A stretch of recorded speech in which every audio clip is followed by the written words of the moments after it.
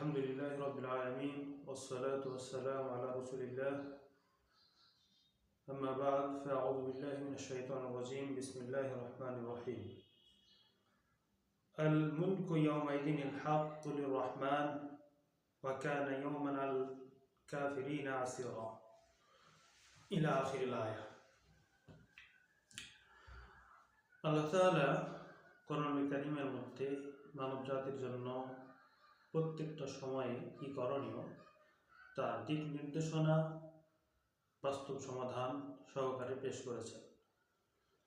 আমাদেরকে তা গ্রহণ করতে হবে এবং বাস্তব জীবনে পালন করতে হবে, তবে সফলতা নিশ্চিত, যার প্রমাণ মানবতার মুক্তির দূত সকল মানুষের শ্রেষ্ঠ মানুষ মুহাম্মদ সাল্লাল্লাহু আলাইহি ওয়াসাল্লাম। আল্লাহ তাআলা সূরা আল ফুরকানের মধ্যে মানুষকে তার লাস্ট ডে সম্পর্কে স্মরণ করিয়ে দিয়েছেন, যে সে তার মৃত্যুর পরে যে জীবন, সেখানে তার ফলাফল এই দুনিয়া তো কারো 10 দিনের, কারো 20 দিন, কারো বা বছর খানেক, কিন্তু মেইন পয়েন্ট তো তার মৃত্যুর পর সে যেখানে ছিল আবার সে সেখানে ফিরে যাবে অনুভূতি সহকারে। তো আল্লাহ তাআলা পৃথিবীতে মানুষকে স্বাধীনতা দিয়েছেন, চলার ফেরার ঘোরার, এখানে মানুষের স্বাধীনতা রয়েছে, ইখতিয়ার রয়েছে।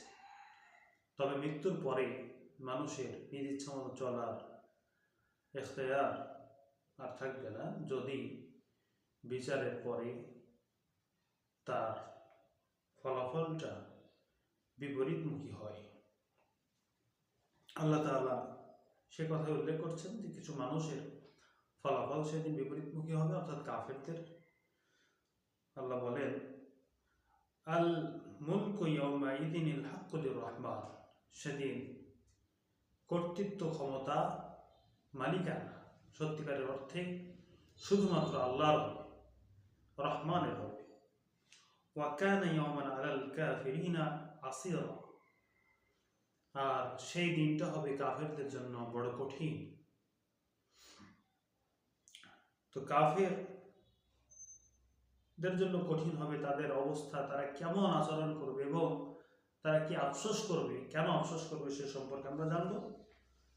এবং আল্লাহ তাআলা শেষের আয়াত অংশ, অর্থাৎ 30 নম্বর আয়াতে বলছেন যে ওয়াকালা রাসূল সেই দিন বলবে, অর্থাৎ আল্লাহ তাআলা সেদিন বিচারক, রাসূল হচ্ছেন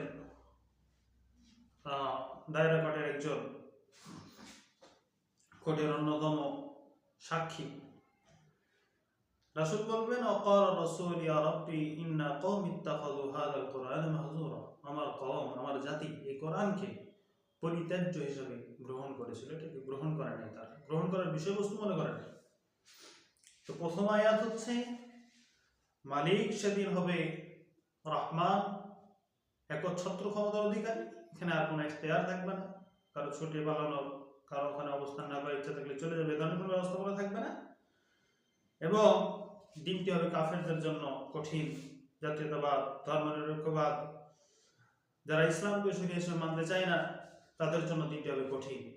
কাফের তো সেই যে ইসলামকে পালন করতে চায় না, যে আল্লাহকে মানতে চায় না, যে নবীওয়ালা তরিকাকে গ্রহণ করতে চায় না, নিজস্ব মতবাদে চলতে চায়, সেই তো কাফের হিসেবে গণ্য।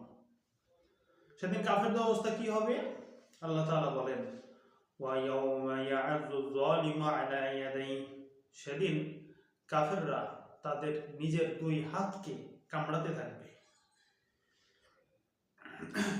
অর্থাৎ রাগে ক্ষোভে, ভুল করেছি, কত বড় ভুল করলাম যে শেষ পর্যন্ত জাহান্নামে আসতে হলো, পৃথিবী হারালাম, দুনিয়াও হারালাম, আখিরাতও হারালাম। এজন্য তারা হাতে কামড় দিবে, 2 হাতে। শুধু কামড় দিয়ে তারা থেমে থাকতে পারবে না, সাথে সাথে বলবে, ইয়াকুলু ইয়া লাইতানি ইত্তাখাযতু মা'আর রাসূলি সাবিলা, যদি আমরা রাসূলের পথকে অনুসরণ করতাম, রাসূলের সাথে যদি পথ ধরতাম, তাহলে হায় আফসোস, আজকে আমাদেরকে জাহান্নামে থাকতে হতো না।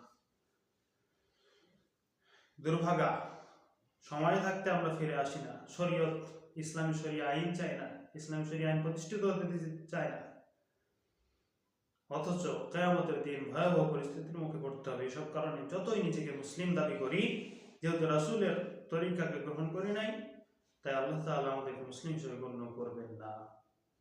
এরপর আল্লাহ বলেন, তারা আরো বলবে, কি বলবে? ইয়া ওয়াইলাতা লাইতানি লাম আত্তাখিযু ফুলানান খলিলা, হায় আফসোস, হায় আমার দুর্ভাগা কপাল, যদি না আমি সেই দিন দুনিয়ার কাজে কর্মে আমার অমুক বন্ধুকে বন্ধু হিসেবে গ্রহণ না করতাম, অমুক লোককে আমার পরামর্শক হিসেবে গ্রহণ না করতাম। কারণ কি? লাকাদ আদাল্লানি, সে আমাকে পথভ্রষ্ট করেছে, সে আমাকে ঘুরিয়ে দিয়েছে। কোথা থেকে? আনির দিক, কোরআন থেকে, হাদিস থেকে, স্মরণ থেকে। মানুষের নিজস্ব ফিতরাত বলে দেয় কোনটা সত্য কোনটা মিথ্যা, কোনটা করণীয় কোনটা বর্জনীয়, অথচ আনির দিক, এই জিকির থেকে মানুষকে সরিয়ে দেয় তাদের আশপাশের কিছু শত্রু, যেটা হতে পারে জিনের মধ্যে থেকে, মিনাল জিন্নাতি ওয়ান নাস, অথবা মানুষের মধ্য থেকে। মানুষের কুমন্ত্রণা, জানছে এটা সত্য এটা মিথ্যা, এই দল সত্য এই দল মিথ্যা, এই দল ইসলাম চাই ওই দল ইসলামের বিরোধী। এরপরও দেখা যায় এক কাপ চা, বন্ধু চা খেয়ে আসি, খারাপ বন্ধু কোন দলে নিয়ে যাচ্ছে জানি, ভাবলাম যে এক কাপ চা খেলে কি আর সমস্যা, অথচ ভালোর সাথে থাকলে, ভালো কথা শুনতাম, মস্তিষ্ক প্রশান্তির মধ্যে থাকতো, সেই দলেই থাকতে পারতাম। কিন্তু দল থেকে ছিটকে পড়ি হালকা একটু লোভে পড়ে। আল্লাহ তাআলা এই কথা উল্লেখ করছেন যে সেই দিন বলবে তারা, লাকাদ আদাল্লানি, সে তো আমাকে অবশ্যই পথভ্রষ্ট করেছে, আনির যিকর বা'দা ইয জাআনি, যখন আমার কাছে তা এসেছে তখন সে আমাকে তার কাছ থেকে দূরে রেখেছে।